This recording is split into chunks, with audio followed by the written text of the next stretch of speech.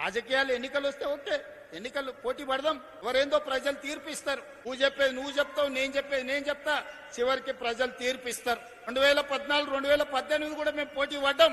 ఆనాడు మీకు ఇచ్చిన అధికారం. 2023లో మీరు మేము పోటీ పడ్డాం, కానీ అధికారం మాకిచ్చిండ్రు. 2029లో మళ్ళీ మాకే ఇస్తారు.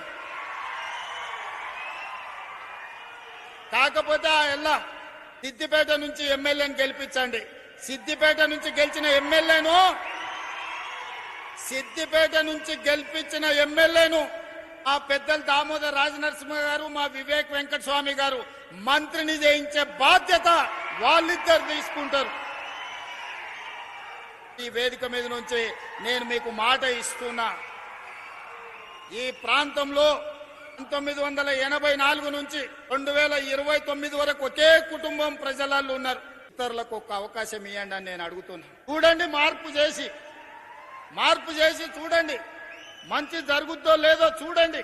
అందుకే ఈ ప్రాంత ప్రజలు చైతన్యవంతులు. ఈ ప్రాంత ప్రజలు విచక్షణతో ఆలోచన చేయండి. ఈ ప్రాంతాన్ని అభివృద్ధి చేసే బాధ్యత మా ప్రభుత్వం తీసుకుంటది. మల్లన్న సాగర్ సమస్య ఉండొచ్చు, ఇతర సాగునీటి ప్రాజెక్టులప్పుడు ఏటిగడ్డ కిష్టాపూర్లో 48 గంటలు నేను దీక్ష కూర్చున్న మల్లన్న సాగర్ అప్పుడు